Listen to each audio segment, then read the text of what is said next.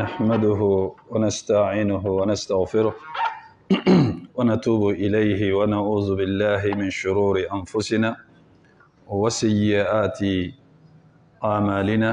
من يهده الله فلا مضل له ومن يضلل فلا هادي له، وأشهد أن لا إله إلا الله وحده لا شريك له، وأشهد أن محمدا عبده ورسوله. يا أيها الذين آمنوا اتقوا الله حق تقاته ولا تموتن إلا وأنتم مسلمون. يا أيها الناس اتقوا ربكم الذي خلقكم من نفس واحدة وخلق منها زوجها وبث منهما رجالا كثيرا ونساء، واتقوا الله الذي تساءلون به والأرحام إن الله كان عليكم رقيبا. يا أيها الذين آمنوا اتقوا الله وقولوا قولا سديدا يصلح لكم أعمالكم ويغفر لكم ذنوبكم، ومن يطع الله ورسوله فقد فاز فوزا عظيما. وأما بعد، فإن أصدق الحديث كتاب الله، وخير الهدي هدي محمد صلى الله عليه وسلم، وشر الأمور محدثاتها، وكل محدثة بدعة، وكل بدعة ضلالة، وكل ضلالة في النار. وبعد، الرحمن على العرش استوى كما أخبر، وعلى الوجه الذي أراد، وبالمعنى الذي قال، وبالكيف الذي هو أعلم، وما قدر الله حق قدره، والأرض جميعا قبضته يوم القيامة، والسماوات مطويات بيمينه سبحانه وتعالى عما يشركون. وقالوا اتخذ الله ولدا، سبحانه بل له ما في السماوات والأرض، وهو سبحانه بل له ما في السماوات والأرض كل له قانتون، بديع السماوات والأرض، وإذا قضى أمرا فإنما يقول له كن فيكون، ليس كمثله شيء وهو السميع البصير. لا ينام الله تبارك وتعالى ولا ينبغي له أن ينام، بيده القسط يرفع ويخفض، حجابه نور لو كشفه عن وجهه لأحرقت سبحات وجهه ما انتهى إليه بصره من خلقه، وقد انتهى بصره إلى كل شيء من خلقه، وله المثل الأعلى في السماوات والأرض، وهو العزيز الحكيم. وهو الذي إله في السماء وإله في الأرض، وهو العليم الحكيم. فالاستواء معقول، والكيف مجهول، والإيمان به واجب، والسؤال عنه بدعة، ومن الله رسالة، وعلى رسول البلاغ. وبعد، فتح ذي الفضل العظيم حول الدروس التوحيد والشرك وأنواعه، الجلسة الرابعة. نسأل الله سبحانه وتعالى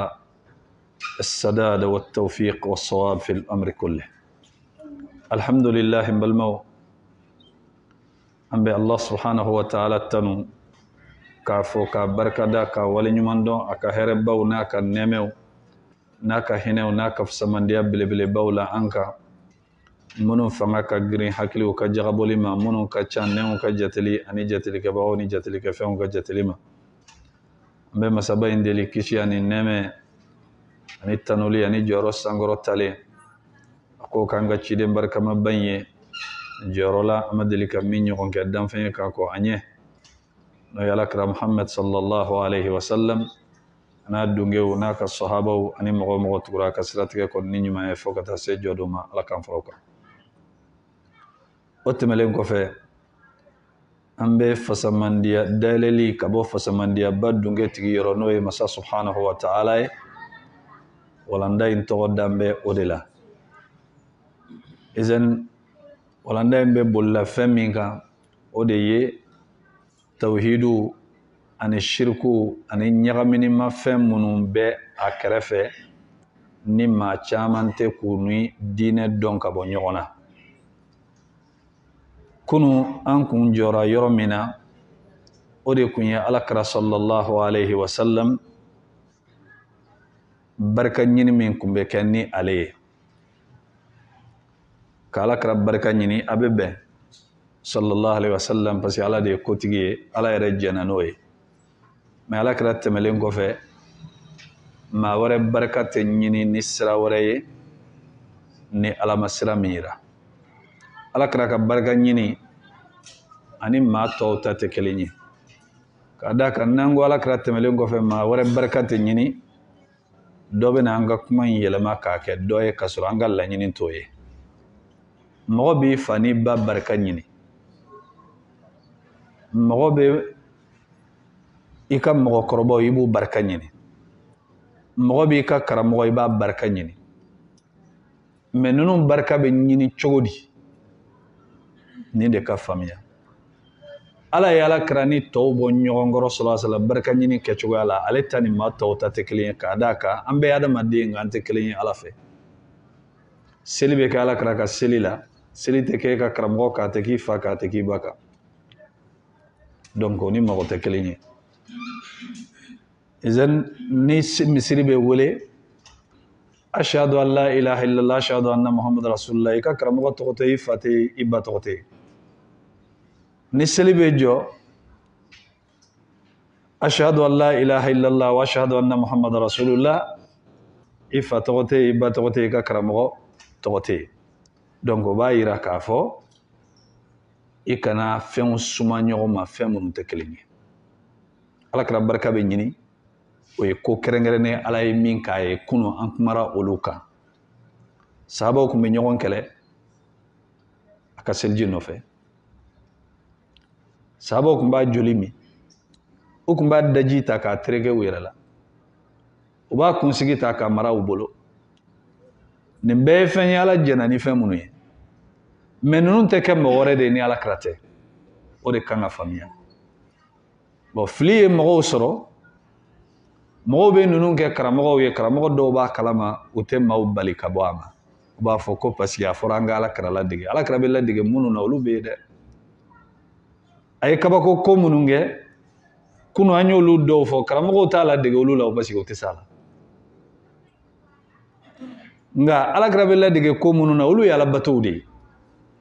nka Ala y'a kɛrɛnkɛrɛn ni ko dɔw ye mɔgɔ tɛ se k'a ladege olu la parce que i n'a tɛ kelen ye sallallahu alaihi wasallam izan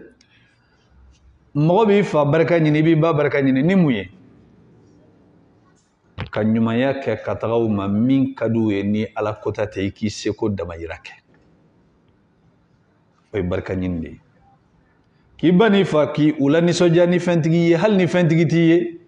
k'u ka baaraw kɛ u ka fini nɔgɔw ko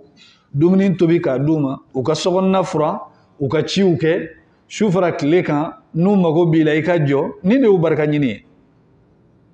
wa bil walidayni ihsana Ala ko de an ka ɲumanya kɛ ka taa bangebaa fila ma ni de y'u barika ɲini ye mais a tɛ k'a fɔ ko barika maralen b'i fa bolo wala a b'i ba bolo k'a bɛ se k'a k'i ye i fa daji tɛ min a tɛ jɔsi la i ba ta tɛ jɔsi la i t'i fa ka seliji ta k'i ko n'a ye i t'i ba ka seliji ta k'i ko n'a ye parce que ji gansan don awa i fa ni ba ani karamɔgɔ jumɛn de bɛ jumɛn ɲɛ Ala fɛ yen barika ɲini na i fa ni ba ka fisa n'i ka karamɔgɔ ye baara la nin ka faamuya dɛ ne m'a fɔ i fa ni ba ka fisa ni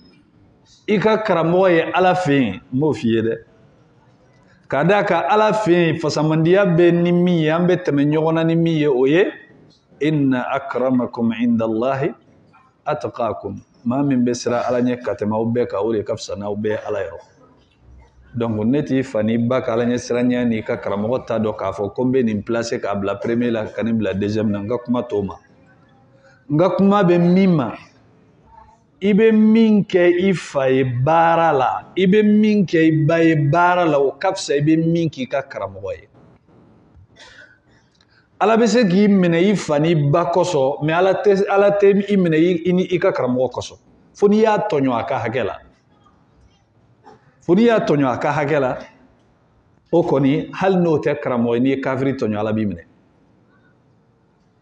nga filido mamunun be u fanu baw filento ka yelma karamogo fe kuba baraka nyini uta don ala kira sallallahu alaihi wasallam atagato la jihadu la kamalenin do nana ako ale be fekata jihadu la ko nga ale be bo wakati mi afana ba amajaw yede ala kira ko sallallahu alaihi wasallam ako tagayika jihadu kay fani bala jihadu tagali atoy tay chesri e manata jihadu kero la mogoti fani bakoro mimbe occupé wula ku ka bara uke jihadu to eta bara kuye mo se ga jihadu to ka karamo kama ayi wala malmo ni yoro nunu ga famia karamo barka jumembe karamo la abila kala ni minge aye nyumanya de ke katagay mamma mimbi ila kala ala la ka ala yirila o tigila mo ye femba kiye ni fini nogo be karamogo bolo kaka fini nogo ko bashita la ni be se ka sugoro boro sangadi karamogo ma ka sangadi karamogo ma bashita la ni karamogo be luanse la ni be se ka luanse sara bashita la ni karamogo be asena ni be se ka mobili sangada ma ni be se ka moto sangada ma ni fembi kun bashita la afene be do de kiye ifene be o do min kaye pour que ka nogo yae awa karamogo barka nyini de fleni ya karamogo daji haramiyalendo akasilji tebe otaka hake alamak afokika karamo daji joshi yere la hal na ya soro akajala mugu aba meleke kisiga ka fo sangolo atebe mumbe ke ala kraye o ala kraye maminte chidenye otisega kiye ni ala kra daji mina heredo mami nyegene be minogo bo mola o daji kanga nyini oni fen orete kelinyi ika karamo sugune obe min lasima ibodo ambalmo barka nyini maw filendo ala barka te fenye kabe mogobolo ni barka kumbe mogobolo chogoroba ka muso njini deun olu kumbe barka soro katame muso folo deun ka mona eba soro muso fitini na deun de kadi chogoroba ye katame muso koroba ni adeun ka ni barka kumarale mbabulu abadi jonma min kadi yeba do de made ote nga ni muso folo na deunde ye chogoroba la do ka barake ni muso jini na deun mafu ike chogoroba ye ala be barka do jonna wadu muso folo na deunde la parce barka te motaye ala de tadunga ala ye sababu de ke anye ambe barka nyini ni mi ngo mo be hal barka soro sinjila ala kra mo re fo sallallahu alaihi wasallam ko ni mami ya kam ala ki kan nafulo yirwa ka do fara ishika ka barka do ika kola ako falyasil rahimahu wa ka sinji tugu le barka doy abe barka la se mogoma barka koro fem fitini nabi bulu abi nafa kacha ni barka bo milliard la drome kelen be fsanaay ko be barka de na dona dengelena abe fsani demba kele na dona shila sambinani abe fsani sankeme flay abe ni jogadla fin de do abe ala de bolo ala kraka barka nyini si sambo soroni muye ambe duwa min kaye Allahumma salli ala Muhammadin wa ala ali Muhammadin kama sallaita ala Ibrahim wa ala ali Ibrahim wa barik ala Muhammadin wa ala ali Muhammadin kama barakta ala Ibrahim wa ala ali Ibrahim fil alamin innaka Hamidul Majid nini duwa ki ala kra fane be duwa ki ibo barkaso ngamunun kumbe kaye ka daji tereke yerala ka ka seliji ke ki yere ko wali ka mi ka joshi farla wali ka kunsigi mara ibolo wali ka bloki ko soro ka fo nin sarawen kasangala nunun kerengerenen do alakra kelempede sallallahu alaihi wasallam nale temena nunun teke moye boni kramo min fene sona nunun ka kiye o yi kele ka alakota ka da ka yi yere ke chidenyi kasoro imman ka kai ola barka nyini ka ɲumanya kɛ mɔgɔ ye ɲumanya min ni Ala jɛna n'a kɛli ye o barika de bɛ s'i ma nafa a bɛ fɔ de ma ko barika Ala ta tɛmɛlen kɔfɛ Ala ka ciden ta tɛmɛlen kɔfɛ n'i bɛ fɛ ka hali barika yɛrɛ sɔrɔ n ko kuranɛ kalanni ye barika dɔ ye kuranɛ kalanni a bɛ barikaba de lase mɔgɔ ma kitabun anzalnahu mubarakun liyadabbaru ayatihi waliyatazakkara ulul albab n'i bɛ fɛ ka barika sɔrɔ kuranɛ kala i bɛ barika sɔrɔ i bɛ barika min sɔrɔ kuranɛ la karamɔgɔ tɛ se k'o d'i ma o ye barika direct ye bali i bɛ barika min sɔrɔ kuranɛ la i fa ni ba yɛrɛ ta tɛ se k'o d'i ma parce que Ala ka kuma don Ala ka kuma ka fisa ni fa ye a ka fisa ni ba ye bon mɔgɔw bɛ nin bɛɛ de to yen u t'u yɛrɛ tereke karamɔgɔw sen kɔrɔ u bɛ fugulanw bɔ u kunna dɔw bɛ munuma kabini kɛnɛma dɔw mana karamɔgɔ ye u b'u kɔw biri ninnu bɛɛ haramuyalen don fɛn fɛn ye bato ye n'a bɛ kɛ Ala ye a tɛ kɛ adamaden ye bon an k'a dɔn k'a fɔ ko nin filibantiya ko ninnu musirikuya de n balimaw setanɛ tɛ mɔgɔ to ye koyi tellement dangereuxlen don dɔ bɛ yen o kɛra Ala kira tile la an kana hadisa la kuma ninnu an tɛ fɛn fɔ ni dalilu tɛ min na dɛ n'Ala sɔnna ma an abi waqid al-laythi sahabiyyun mashhur ni ye sahaba dɔ ye a dɔnnen don a fatura mata sanata 68 a fatura hijira san 80 hijira san 68 walahu 85 sana o y'a sɔrɔ ale yɛrɛ si bɛ san 85 o de ye hadisa in fɔ a ko qala kharajna ma'a rasulillahi sallallahu alaihi wasallam ila Hunain a ko an bɔra kɛlɛ dɔ la an ni Alakira bɛ sira la sallallahu alaihi wasallam ka taa ɲɔgɔn fɛ Hunain wa nahnu hudathau ahdin bi kufr o y'a sɔrɔ anw ye maa minnu ye a kɔrɔ de an ma mɛn ka bɔ filibantiya la ka don silamɛya la an donna silamɛya la a ma mɛn walil mushrikina sidra ya'kufuna indaha u ko nana sɔrɔ sira in ka kun ni Alakira taatɔla to sallallahu alaihi wasallam o y'a sɔrɔ ndɔmɔnɔ sun dɔ bɛ yen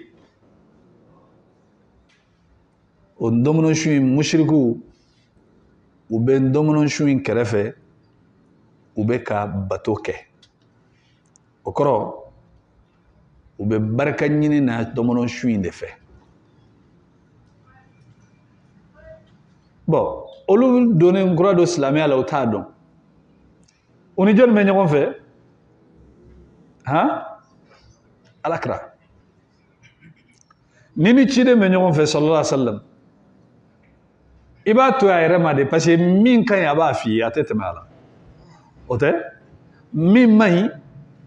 a b'a f'i ye nka a ko k'olu ni Alakira to ɲɔgɔn fɛ sallallahu alaihi wasallam olu nana sɔrɔ mushriku u jɔlen bɛ nin ndɔmɔnɔ sun in kɛrɛfɛ wa yanutuna biha aslihatahum u b'u ka kɛlɛkɛminɛnw u b'o de dulon fɛn in na yiri sun in na a bɛ fɔ yiri in ma zat anwat yuqalu laha zatu anwat a bɛ fɔ a ma ko zatu anwat ayiwa o kɛlen min kɛ faqulna ya rasulallah olu sina k'a fɔ Ala ka ciden ye ya rasulallah Ala ka ciden ij'al lana zata anwatin kama lahum zatu anwat i tɛ ninnu ka tɔmɔnɔ sun ɲɔgɔnna dɔ k'an fana i n'a fɔ a ɲɔgɔnna b'u bolo cogo min sabakɛ ye mun fɔ a ko mushrikiw dɛ an ye kuma in faamuya a ko walil mushrikina sidra yanutuna alayha aslihatahum o kɔrɔ mɔgɔ nasugu minnu don a b'u dɔn silamɛw tɛ mais u bɛ ndɔmɔnɔ sun in kɛrɛfɛ olu bɛ k'u ka fɛnw gulɔ a la olu yɛrɛ sina k'a fɔ Alakira i tɛ nin ninnu ka ndɔmɔnɔ sun ɲɔgɔnna i t'a dɔn k'an ye mushriku ka kɛwale maa kan k'i ɲɛmada a fɛ wa nka pour que k'a yira k'a fɔ siran kan ka kɛ mushrikuya ko ɲɛ cogo min na maa kan k'i yɛrɛ kɔlɔsi cogo min na a farati de ka bon ka da ka ni garanti ni sécurité be yen no ni adamaden kan ga hakili sigi sɔrɔ o kɛrɛfɛ i t'a sɔrɔ ka tɛmɛ ciden kɛrɛfɛla kan sallallahu alaihi wasallam bon k'a yira fɛnɛ ko k'a fɔ mɔgɔ mana kɛ cogo o cogo sɛtanɛ t'i to yen bon maa k'a bila a kunna ko ninnu karamɔgɔba ninnu ninnu bɛ se ka ko kɛ diinɛ la cogo di ala ma min fɔ ni ye sahaba de ka kuma ye koyi mais a ko olu don tanga kuranin don diinɛ la o kɔrɔ o ma diinɛ bɛɛ faamuya karamɔgɔ bɛ se ka kɛ a tɛ fɛn dɔ dɔn karamɔgɔ bɛ se ka kɛ a ma fɛn dɔ faamuya diinɛ la o mais olu ko ala ka ciden min bɛ ninnu bolo i t'a ɲɔgɔnna dɔ kan fɛnɛ faqala rasulullahi sallallahu alaihi wasallam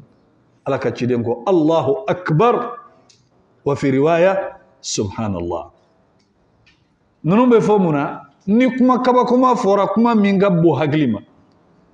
ala kira ko ala ka bon koyi subhanallah saniya bɛ ala ye mais ko min don ta'ziman li sha'nillah a bɛ ala akbar fɔ de ka subhanallah fɔ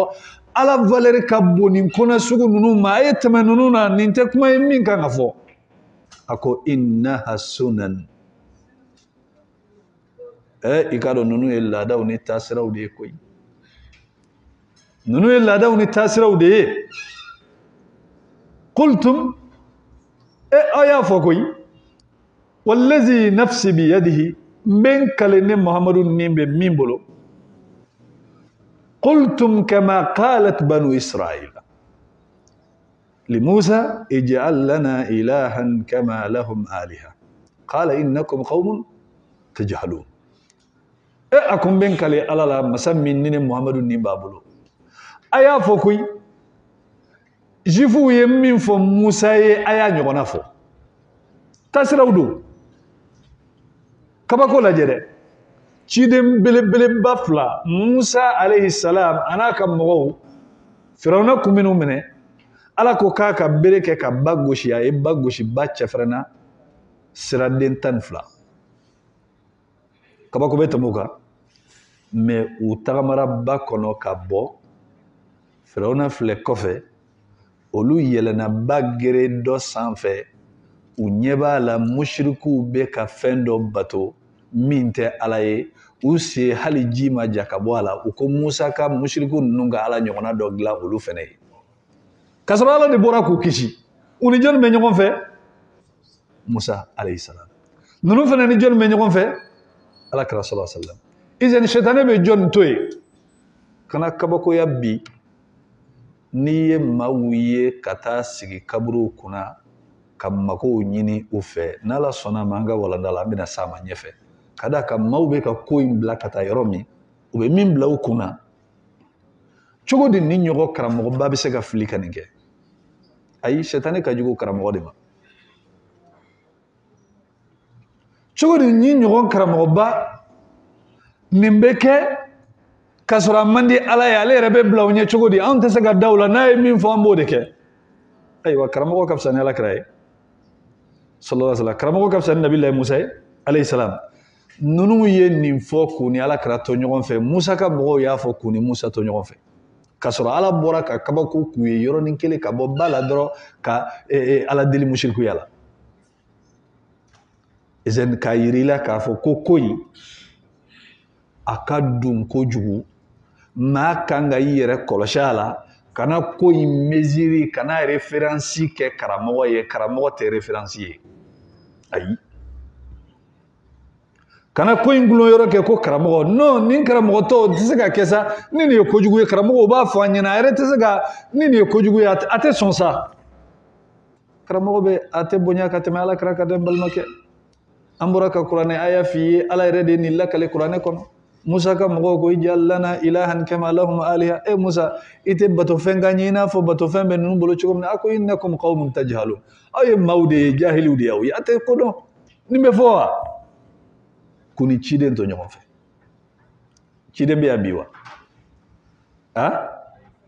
mun de b'a yira i la ko karamɔgɔ tɛ se ka fili ni dungo b'a sɔrɔ a bɛ dɔ sɔrɔ min na a bɛ maaw bila musirikuya la o de bɛ ka kɛ bi min bɛ ɲini e fɛ n balimakɛ ni n balimamuso isigi kele ki hakili jagabo ika kewale wi kani qur'ane da ɲɔgɔn kɔrɔ ikani hadisa da ɲɔgɔn kɔrɔ kani ka reference ke karamɔgɔ ye ika reference qur'ane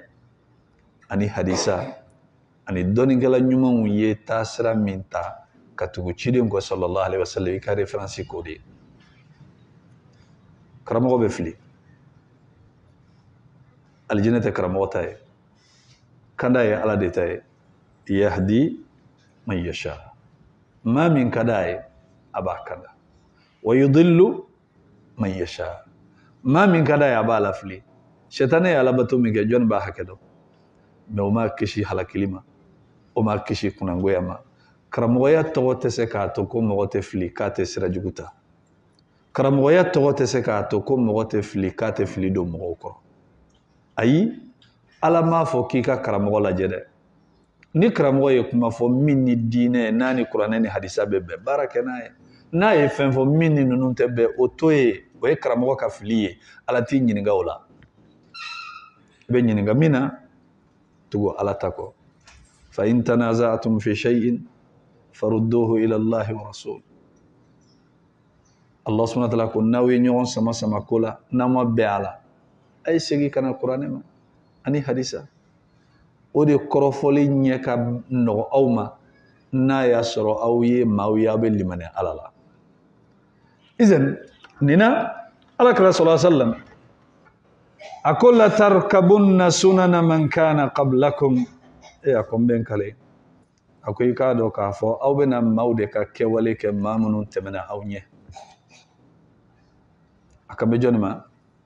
juifu ani chrétiens هذا إخبار عن النبي صلى الله عليه وسلم ليس بجواز أبيك كبار يليدك ما قرأت كابي كامي أن كبار منا كابي كادغاني حديثا نيبا نينبال مكة رواه الترمذي وهي حديثا عليه ديا مفلا وصححه أياكنيا إذن olan balmo an ga famiyali kɛ diinɛ la k'a fɔ ko ninnu u bɛ cogoya min na an k'an jija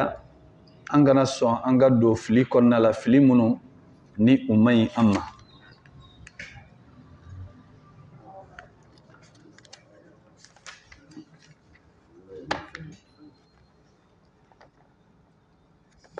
o de la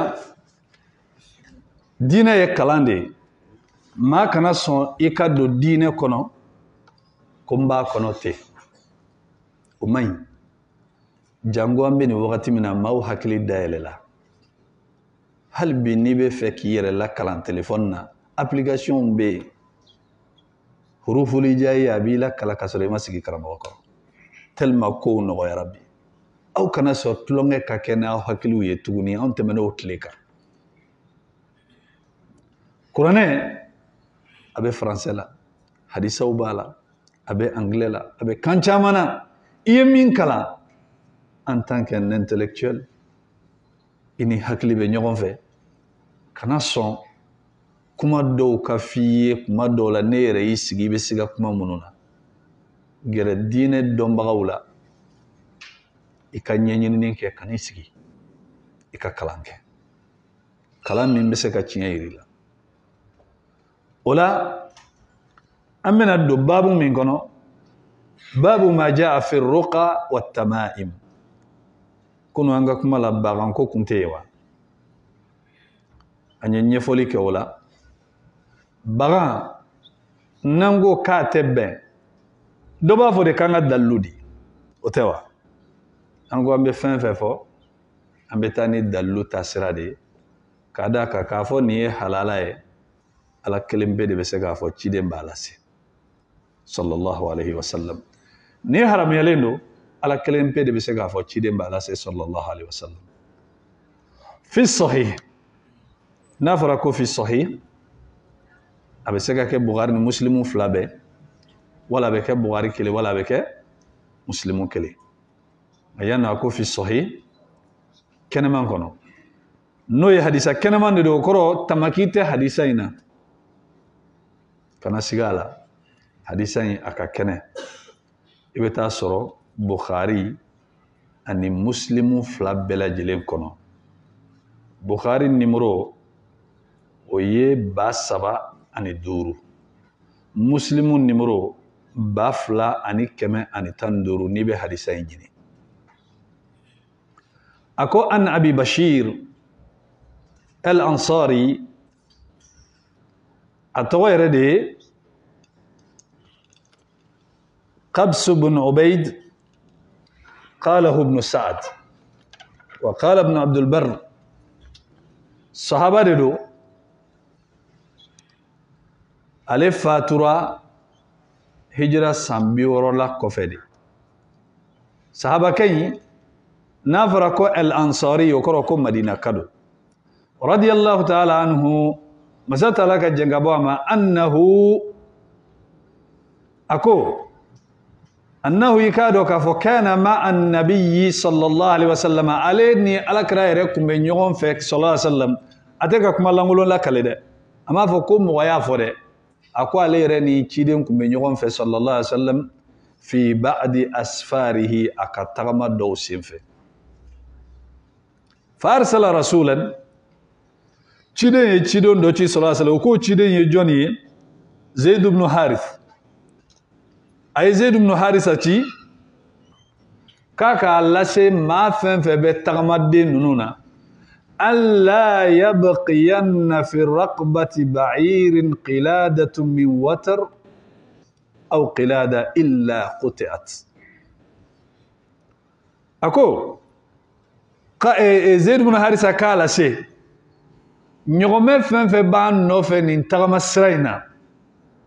ko mɔgɔ ni ka ɲɔgɔmɛ ni tafo de sirilen do a kan na wali ni bagan de b'a la yɔrɔ fɔlɔ n'i taara burusi kɔnɔ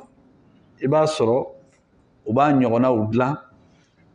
fali kan bɛ minɛ min ma wali so kan bɛ minɛ min ma u b'a dama i b'a sɔrɔ tafo dilannen do wali bagan dilannen do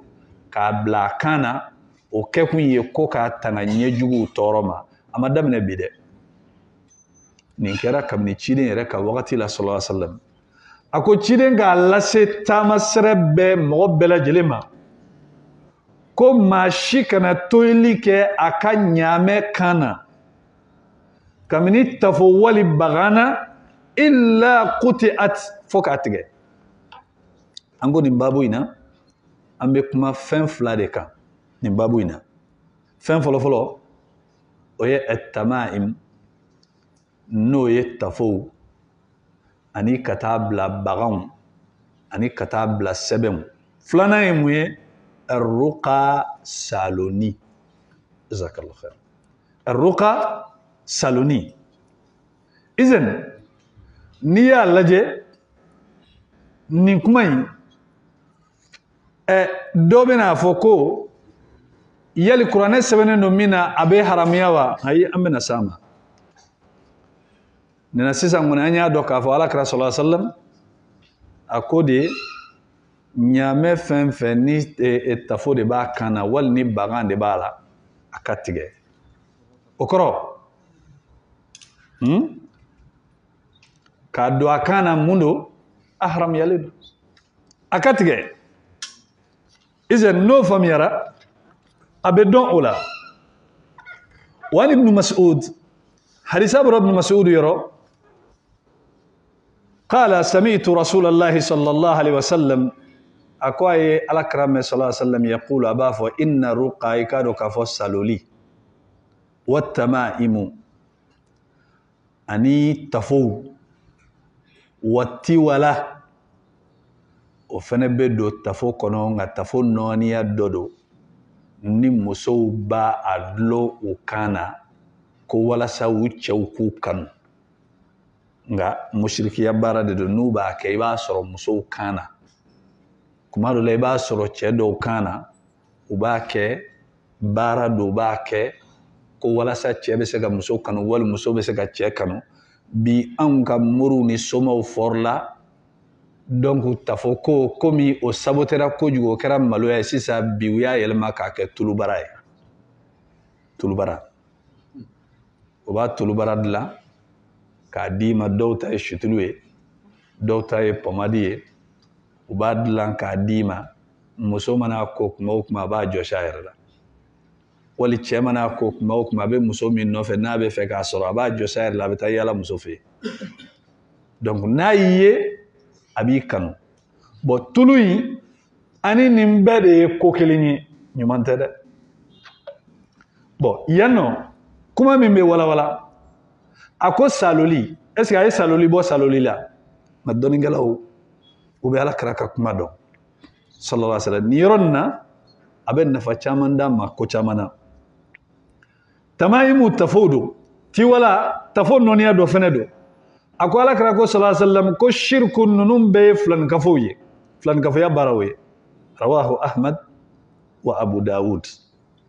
Ahmadu ye hadisa in fila Abu Dawud fɛnɛ y'a labɔ wa Ibn Majah fi sunanihi Ibn Majah fɛnɛ y'a bɔ a ka sunanu na n'i b'a ɲini Abu Dawud la i bɛ taa numéro 3883 n'i b'a ɲini Ibn Majah kɔnɔ i bɛ taa numéro 3530 hadisa in bɛ yen izan ni hadisa in na Ibn Mas'ud Abu Dawuda ka lafzu dɔ la an Zainabu ye jɔn ye imra'atu Abdullah ibn Mas'ud Abdullah ibn Mas'ud muso don a ko inna Abdullahi ra'a fi unuqi qayta ko Abdullahi sahaba muso de ye muso in ye Abdullah ibn Mas'ud ye sahaba min ye bɛɛ b'a dɔn ale de ko radiyallahu ta'ala anhu ni n bɛ mɔgɔ dɔ dugukolo kɔ kan maa min bɛ kuranɛ dɔn ka tɛmɛ n kan ni ɲɔgɔmɛ de bɛ n s'a ma n bɛ wuli ka s'a ma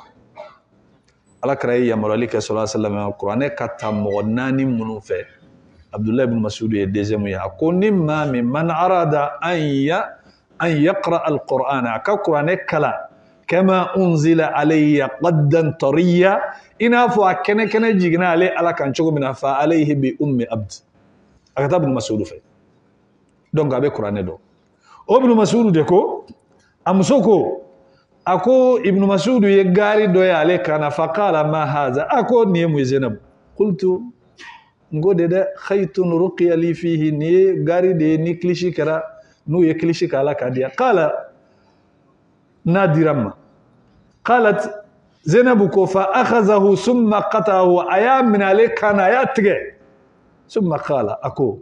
antum alu Abdullah e Abdullahi ka denbaya la aghniya wa ni shirki aw kariyalen don ka bɔ mushrikuya ma mushrikuya t'a ko baara ye mun b'i bila nin na nin bɔ yen a ko sami'tu rasulallahi sallallahu alaihi wa sallam Ibn Mas'ud ko la n ye Ala ka ciden mɛn yaqulu a b'a fɔ inna ruqa i ka dɔn k'a fɔ saloliw n'o ye kilisiw ye wa tama'imu wa tiwala n'o ye tafow ni gariw ye shirkun ninnu ye filanikafow ye fa qultu Zainabu ko laqad kanat ayni taqzif i ka dɔn k'a fɔ ne ɲɛ tun bɛ to ka panpan dɛ a bɛ ka nin fɔ a cɛ Ibn Mas'ud wa kuntu akhtalifu ila fulan li yahudi ni ɲɛ y'o panpanni daminɛ n tun bɛ taa jifukɛ dɔ fɛ wali ni jifu karisa fɛ fa iza raqa sakanat n'a ye ne ɲɛ salo dɔrɔn a bɛ sin ka jɔ fa qala Abdullahi ko inna zalika amalu shaitan i ka dɔn o ye shetane ka baara de kana yakhnisuha biyadi shetane tun b'i bolo i ɲɛ in kɔri n'a bolo de ye fa iza raqa kafana n'i taara nin cɛ in fɛ n'a y'a ka saloli ninnu kɛ dɔrɔn a bɛ sin ka jɔ a ko innama kana yakfiki i k'a dɔn k'a fɔ a tun bɛ wasa ko Zainabu an taquli i k'a fɔ kama kana rasulullahi sallallahu alaihi wa sallam Ala ka ciden tun b'a fɔ cogo min azhibil ba'sa e n tigi Ala baasi min bɛ n kan i k'a bɔn kan rabbin nasi maaw tigi ye e de ye washfi i kan kɛnɛya anta shafi e de ye kɛnɛyabaga ye shifa la shifa illa shifauka i k'a dɔn k'a fɔ fura tɛ yen ne Ala ka fura tɛ shifa ani i kan kɛnɛya la la yughadiru suquma min bɛ bana to ye wa rawahu Ibn Majah hadisa Ibn Majah ya alana wa Ibn Hibban abe Ibn Hibban kɔnɔ wal hakim abe hakimu kɔnɔ wa qala as-sahih ako hadisa in ka kɛnɛ wa aqarrahu az-zahabi fana hadisa in a y'a sabati ko hadisa in kaɲi o la n balimaw o faamuyara ruqa ye mun ye hiya allati tusamma al-azaim ale de bɛ wele ko al-azaim kilisi an ka bamanankan na anw b'a dɔn ko kilisi ani mun ani saloli ayiwa alakira sallallahu alaihi wasallam u y'a ɲininka kilisi ko ɲɛw la a ko sahabaw ma aridu alayya ruqakum ay nana aw ka kilisiw y'a k'u fɔ n k'u mɛn ba la ba'sa birruqa baasi tɛ saloli la wali baasi tɛ kilisi la ma lam takun shirka n'a ma kɛ filani kafo ye kuma in ka faamuya dɛ ni maa min ko ko in ye wahabiyaya ye o tɛ dalilu don kuma ninnu bɛ bɔ ɲɔgɔn na alakira nana sɔrɔ sallallahu alaihi wasallam sahabaw bɛ saloli kɛ kilisiw b'u bolo an b'a fɔ ko k'a bɛɛ dabila o an b'a fɔ k'a haramuyalen don a ko de a ye n'a ka saloliw fɔ n k'a mɛn a ko saloli bɛ bɛn kilisi bɛ bɛn madama ni mushrikuya kuma t'a kɔnɔ kuma in bɛ faamuya o saloli bɛ maaw bolo ni fari mugura u bɛ saloli kɛ u bɛ kilisi dɔw fɔ dimi bɛ sin ka taga nka wajibi tɛ k'a fɔ ko e mɔgɔ min n'u bɛ k'i salo k'i k'a dɔn dɛ fo n'i sigara a tigilamɔgɔ la k'a fɔ ko maa min don a ka saloli maa min don a bɛ baara min fara a ka saloli kan mushrikuya kow b'a la o tigilamɔgɔ i b'o to yen ka d'a kan saloli in bɛɛ tɛ ɲuman ye dɛ alakira ko sallallahu alaihi wasallam a ko ma lam takun shirka sahabaw y'u ta fɔ minnu ta kan ya k'olu k'u taw to yen minnu taw man ya k'u k'a bila saloli tɛ kojugu ye ala nenni kana sɔrɔ a la kilisi ninnu caman ye ka ala neni a bɛ yen dɛ ala nenni kilisi a bɛ yen ou bien ka fɛn dɔ fara ala kan o dɔ ye jumɛn ye tu bisimila ye a bɛ ala ye a bɛ dugutigi ye a bɛ ala ye a bɛ dugudasiri ye